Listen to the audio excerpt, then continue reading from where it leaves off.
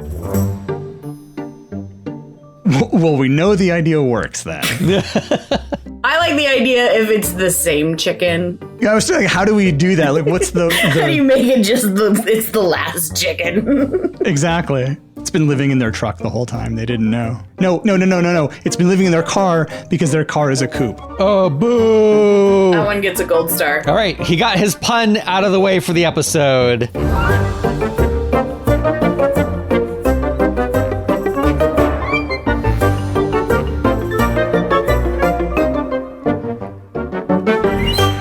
Hello, story fans. Welcome to Almost Plausible, the podcast where we take ordinary ideas and try to turn them into stories. I'm joined in this endeavor by my wonderfully creative co-hosts Emily. Hey! And F. Paul Shepard. How you doing? This week's idea is a classic comfort food, at least it is in North America, chicken noodle soup. We start each episode with a pitch session to see what ideas everyone has come up with. We'll choose our favorite idea, and then hopefully come up with a story that's at least almost plausible. I'll get us going this week. My ideas for chicken noodle soup are that, for whatever reason, the soup has magical properties. I was thinking something along the lines of like water for chocolate or the ramen girl. Perhaps it gives the people who eat it perfect clarity on an issue they're struggling with, or allows them to relive a happy moment from their childhood. Maybe it even allows people to see a small glimpse of the future. I like that one. I can imagine that like, magical old person type situation where they make the soup and you go in to talk to them and complain about whatever problem you're having. And while you're eating the soup, then you come up with, oh, that's that clarity. Yeah. I see the issue wasn't with my daughter. It was with me. I was the asshole. Medium with a soup recipe. I like it. My next idea is a comedy about a small town that holds a street fair every autumn, where one of the main events is the annual chicken noodle soup contest. The story would focus on a cast of off-the-wall characters who all have their own reasons for wanting to win. We see the depths they'll sink to just to hold the title of Best Chicken Noodle Soup in the county. And see, I like that one because I came up with almost the exact same idea. Yeah, there are a couple movies that are like this. There's the one with like the butter carving. Yeah. Butter is what it's called. Yeah, well then.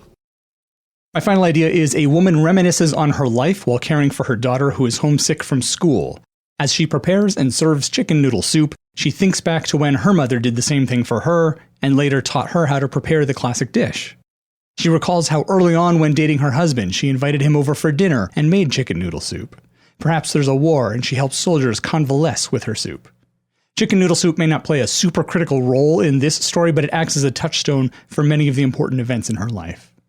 I can see that one. If it's kind of different points in her life where it's chicken noodle soup. Yep. So people react differently to it. Perhaps her daughter doesn't like it and complains to the mom that it's salty or it's watery or whatever. But she has all these positive positive memories about chicken noodle soup. This particular recipe of chicken noodle soup, her husband, her departed husband, he loved it.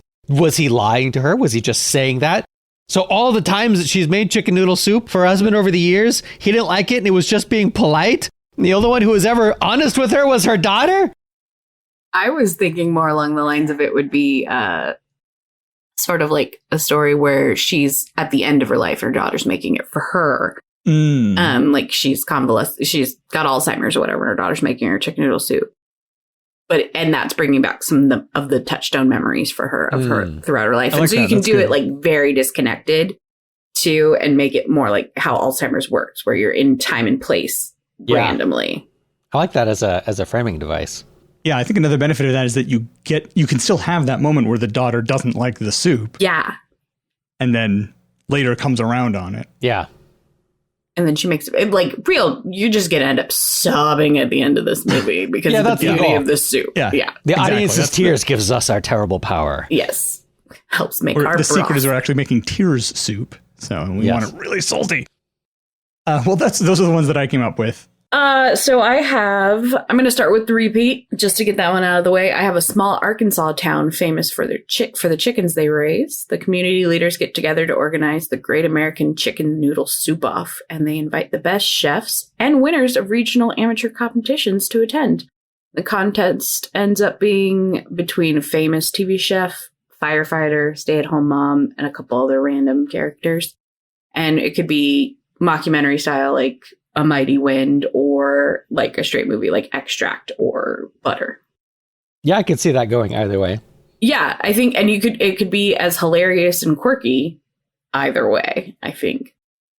I think mockumentary is a really good framing for that. Yeah. Yeah, because then you're also selling the town. Like, not only are you selling chicken noodle soup, you're selling the town. And I picked Arkansas because Arkansas is a large market for chicken growers. I don't know if you knew that. Tyson is headquartered there, I believe.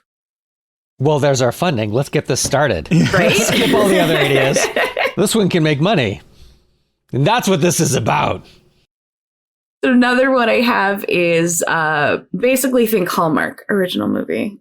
Christmas movie without the Christmas. Instead of Christmas, we replaced it with chicken noodle soup. So a young workaholic suddenly struck ill due to stress.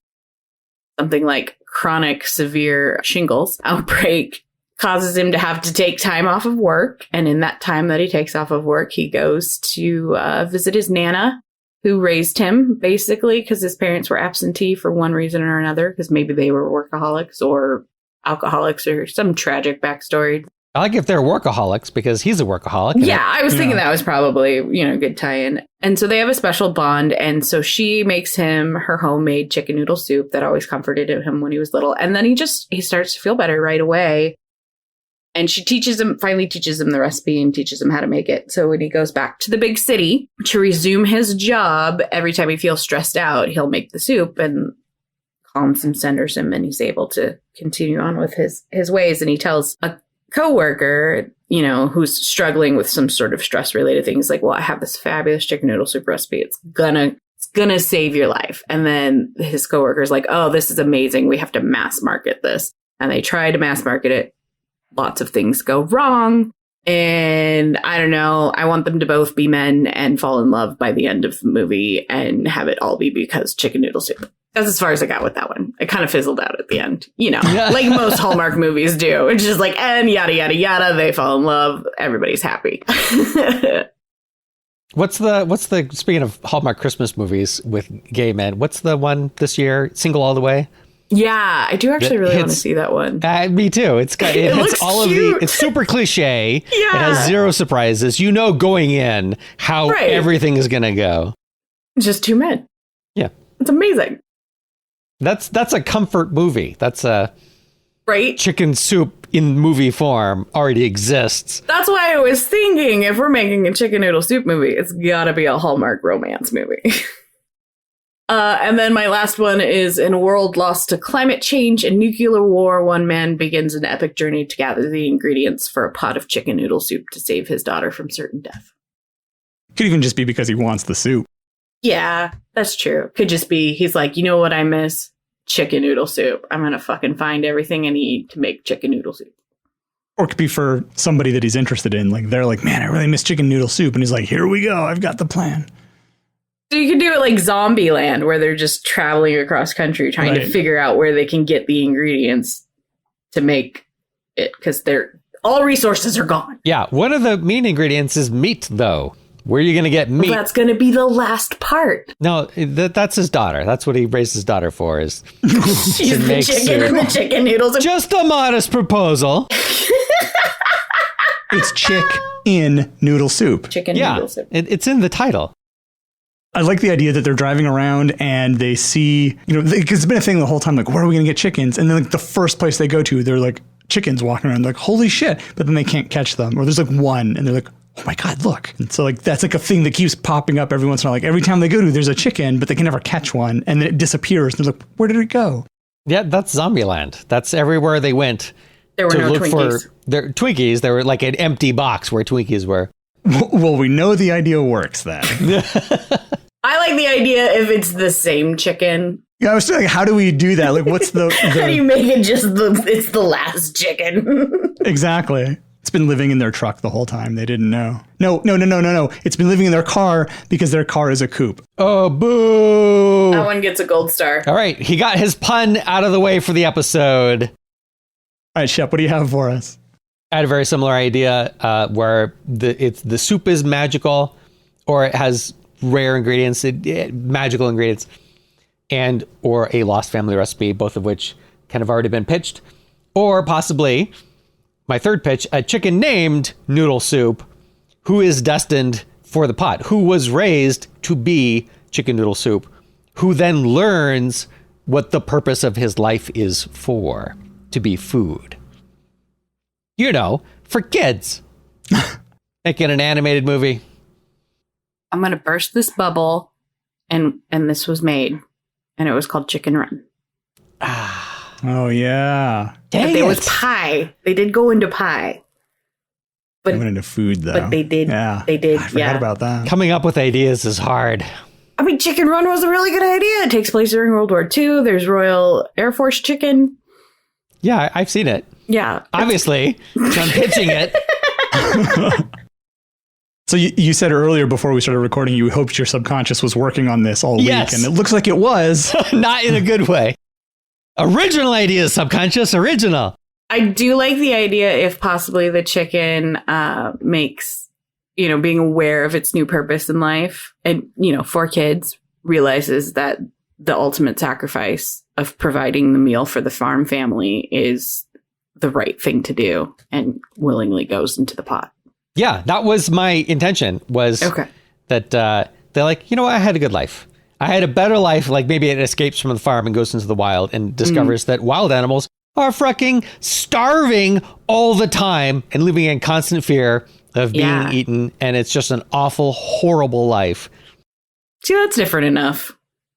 So which one of these do we want to go with? Yeah, I was just going to ask. What are we liking? I like the Alzheimer's lady. I like the touchdown of chicken noodle soup throughout the life. I think that one's got legs.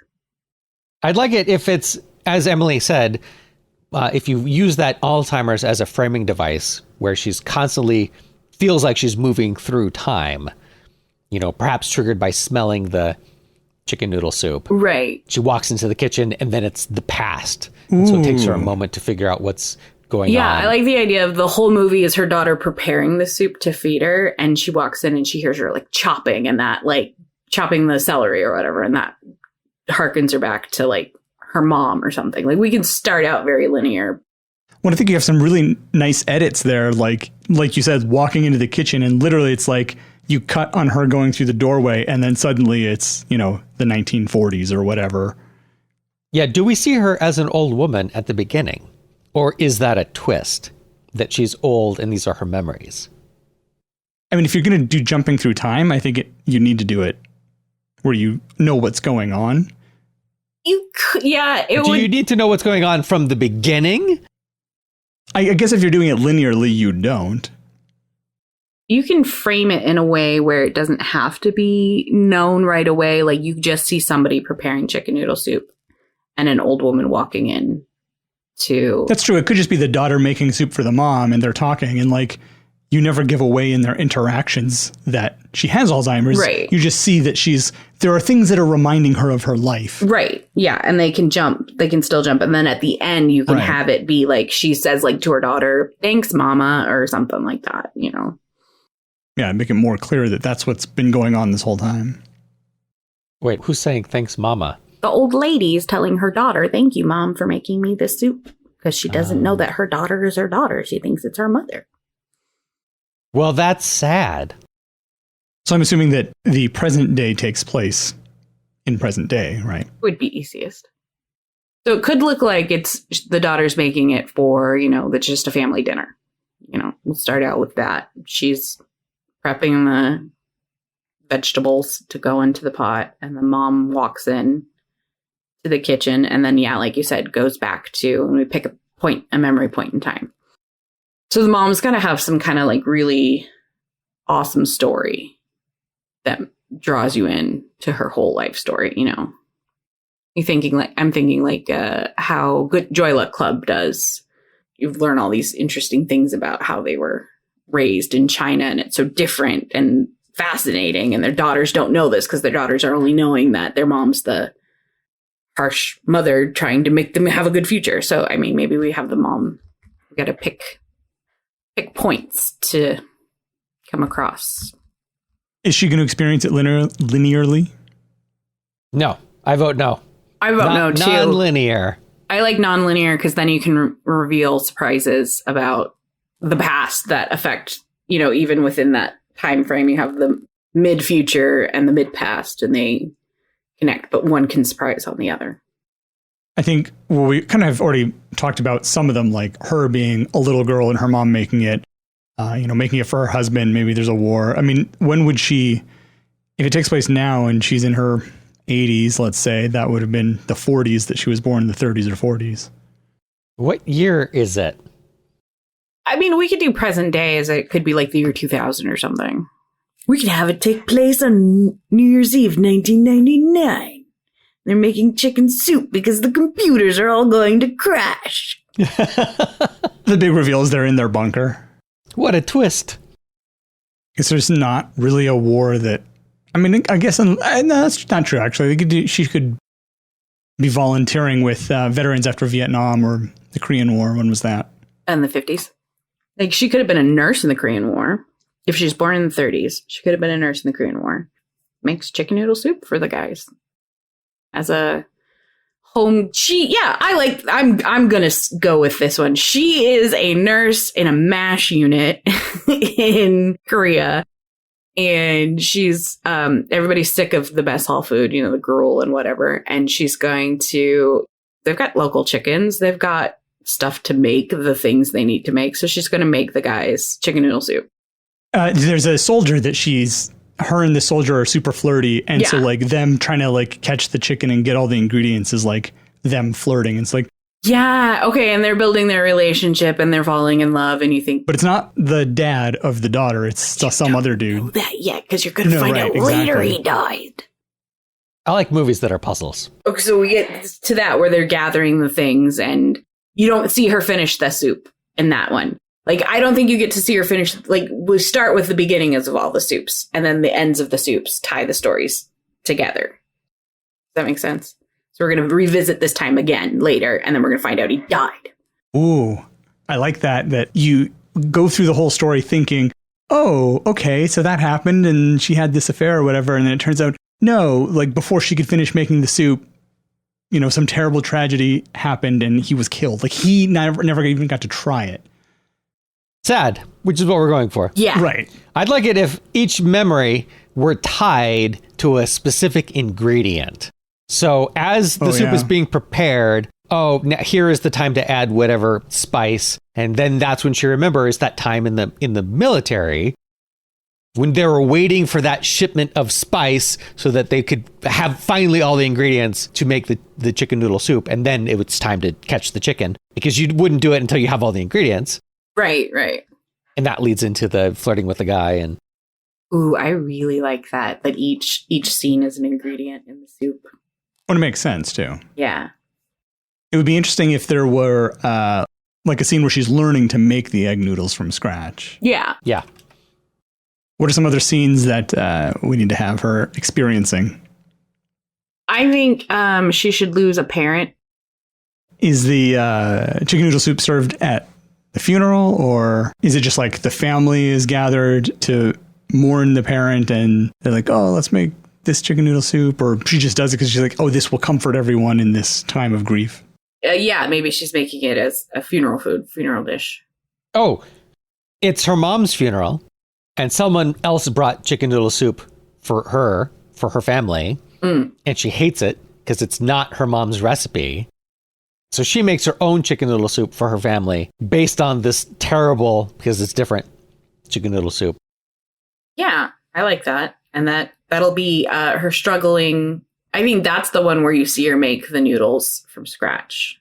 Like, that's part of what makes that particular chicken noodle soup great, is that it's like all homemade. Like, I was thinking the noodles would be like her learning how to make those noodles. And so it's that craft aspect of it, like, because that's a pretty big moment in learning that recipe. Right. I was thinking for the funeral one that maybe it's too salty, or it's not enough spices, or maybe it's just like all of the spices together are one ingredient. So the salt is too much salt. There's not enough time. There's no bay, like whatever it is. Does the dad play into it at all? Her father? Yeah. Like, the mother has died, and she wants to make this chicken noodle soup, which, if you recall, the dad likes, but doesn't really remember how to make, but is trying to help her recover the recipe. How did mom make these noodles? What did she do? Can he have early stage Alzheimer's and we hint at that because that's a hereditary thing? Oh, It's pretty good. oh, this pitch session is hurting my heart. Yeah. Really. It's not sci-fi or funny. What's wrong with us? Great. We're going to have a downer episode this early in our podcast. Yep. Yeah. So that scene ends with the dad becoming more and more confused as it's clear that his mind is going. Oh, yeah. He like totally thinks the daughter is the wife. And he's like, oh, I've always loved your soup. She's like, no, Dad. Yeah. That's good. I like that. That makes me sad. Yeah, that's the goal. That's Yeah. how we know it's working. Okay. Next sad scene. We've got a dead soldier boyfriend. A dad with Alzheimer's who's helping her make soup at her mom's after her mom's funeral. The sick daughter. Sick daughter. Yeah, it should be her like 10 or 12 or younger. Oh, she literally doesn't have time to make the soup. It is the best chicken noodle soup, but it is a time-intensive process. She's a busy working mom. You know, maybe the husband is already out of the picture at this point for whatever reason. And so she's like, I really want to make this, you know, my daughter's sick. I will buy some chicken noodle soup. And the daughter's like, this is terrible. Like canned soup. Like, I don't like this. So she stays up all night and makes the soup for her so she has it the next day. And then she's too tired at work and gets fired.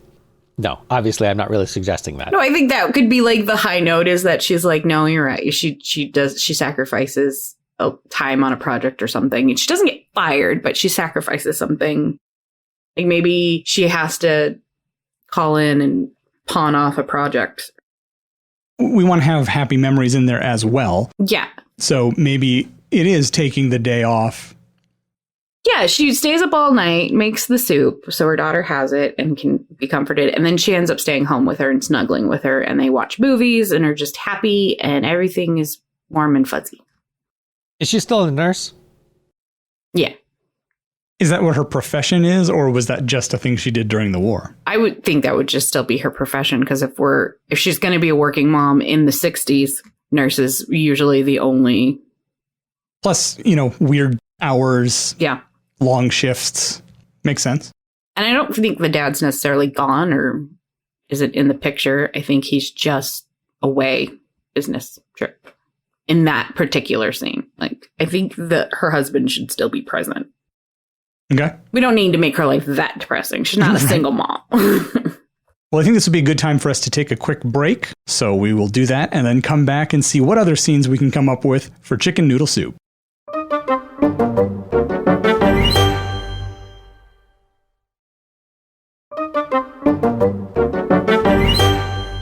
All right, we're back. Let's keep this story going. What is next? What ingredient do we want to focus on next? How many ingredients are there? Kind of depends. I mean, there are probably a dozen different ingredients, but half of those or more are spices, which we could kind of lump together into one category or one ingredient. Okay, one of the triggers is the chopping sound, right? Yeah. So like chopping up celery or carrots or whatever. So that's one of the scenes. Something triggers that. Ooh, that could trigger chopping. Okay, so she's 30s kid, right? So Depression era, right? Sure. Depression era. She was born in the 30s. Well, she'd probably be born in the late 30s, though, wouldn't she? Yeah, still Depression era. But if she has Depression era parents. Well, yeah, she has Depression era parents, so they're still living on a shoestring, you know, just. And they'll have whatever habits they picked up. Well, I was thinking the chopping of the vegetables could trigger a memory of her father chopping wood to fuel the hearth to cook the soup, you know, because my great-grandparents still had burning stoves for ages. Like my mom remembered her grandma having a wood-burning stove. Yeah, I grew up with a wood-burning stove. That was what we had. So I'm thinking the chopping of that reminds her of her dad chopping the things to boil the broth and whatever. maybe that's the trigger to the memory of her in the kitchen with her mom, listening to the dad outside chopping wood. It's the chicken stock. That's the ingredient we're talking about. No part wasted. Yeah. Depression era parents, you save every part, you use every part. We take the bones from our chicken dinner and we make another meal using that. Yep. Perfect. And so, yeah, the chopping of the wood is he's preparing to build the fire, to boil the bones, to make the stock. So it's not the celery, but it's the sound of chopping celery. But the celery and carrot go into the stock too, to make it more flavorful. They're using the ends of it and and the onion peels, and they're throwing it all in there. But I just like the chopping and the chopping making a connection. Yeah, I like like you said, putting all the ends and everything in there. Yeah. Because it fits the use all parts, throw nothing away. Yeah. Depression era mentality. It's nice how well all of that ties together. Right? So that's her as a kid. We have her in the war.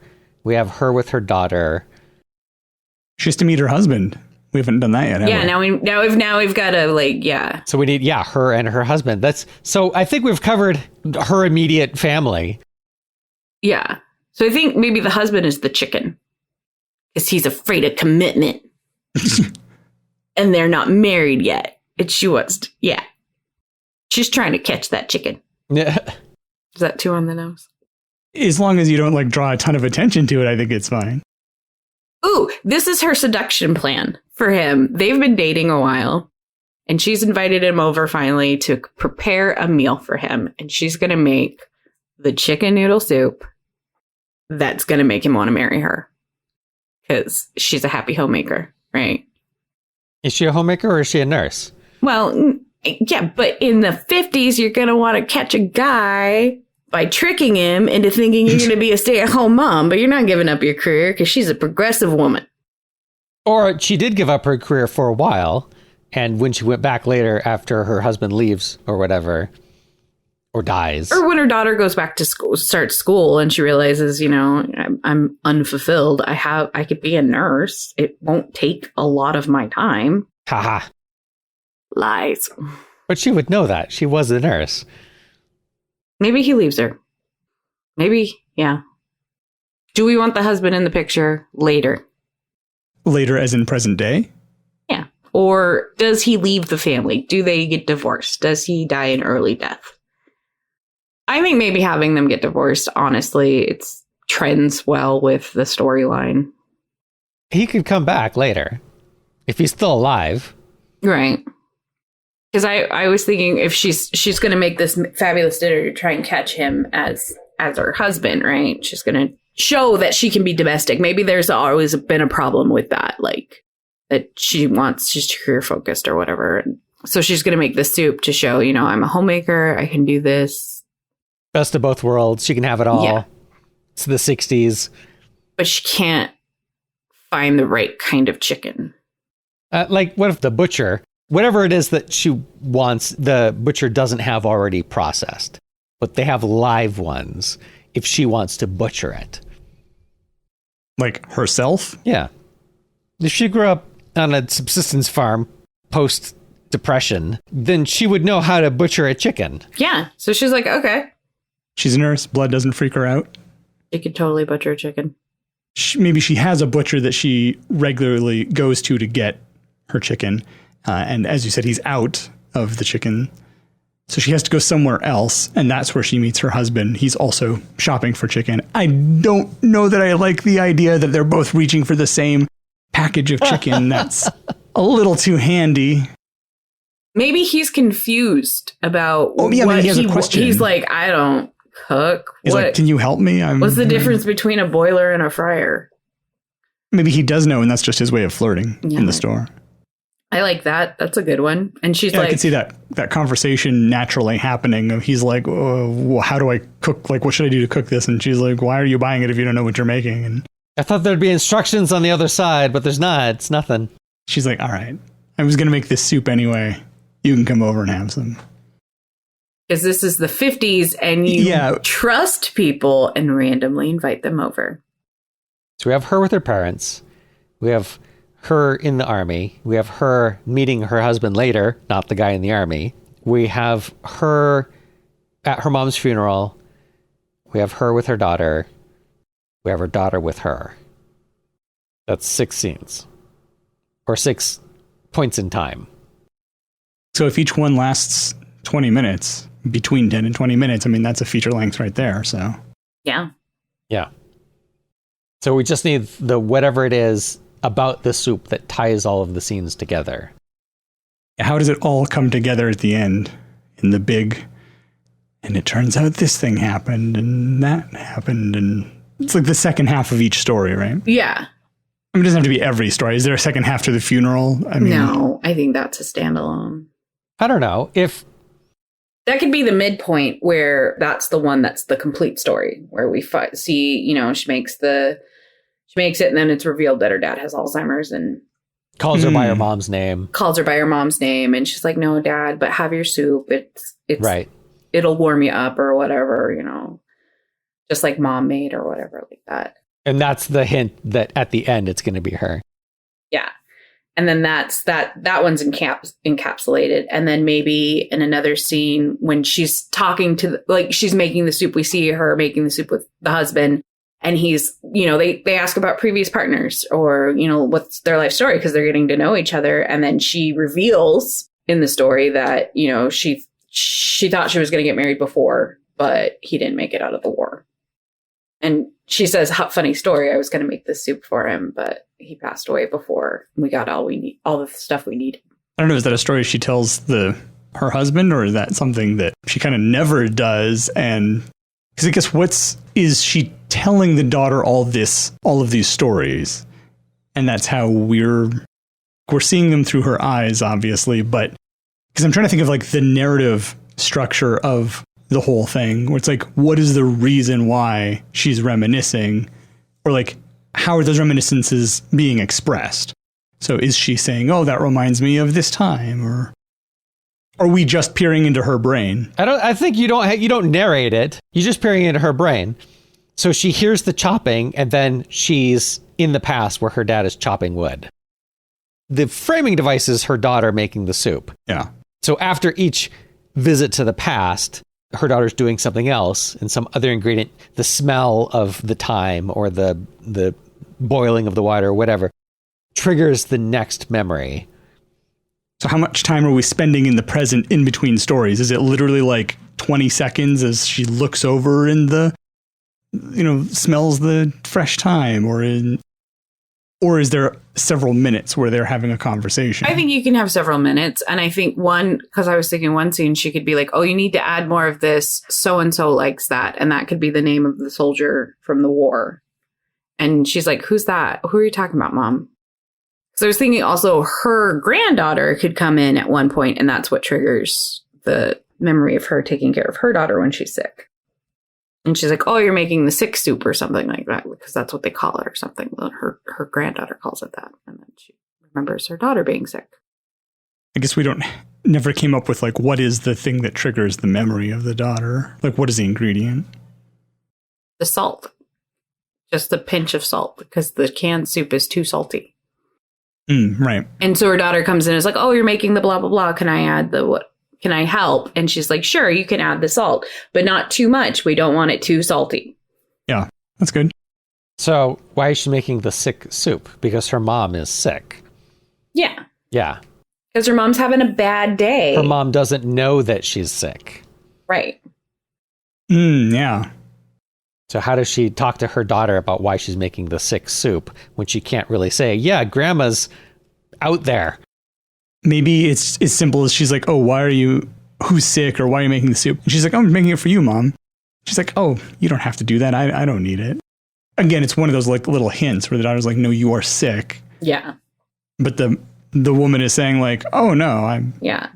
I feel like the only thing we need to come up with now is kind of how the movie ends.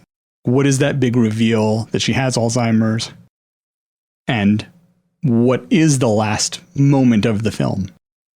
The very last moment is her in the past having chicken noodle soup. It worked. She's having a happy memory. Yeah. Is it her in the past, or is it just her happy in the present? No. In the present, she's got Alzheimer's. She doesn't know what the fuck's going on. In the past, when her memory is clear, maybe it's her and the guy that she loved in the war. Yeah, that's what I was thinking. Yeah. The true love. Because I was just about to ask which memory, but yeah. Is it even that, or is it just her? And we recognize her from that time period. Although, does that imply that she was happy then, when she clearly wouldn't have been? I mean, maybe he does get to eat the soup in that scene. Oh, maybe he does get, okay. Oh yeah, in that scene. He didn't eat it in real life, but in this memory.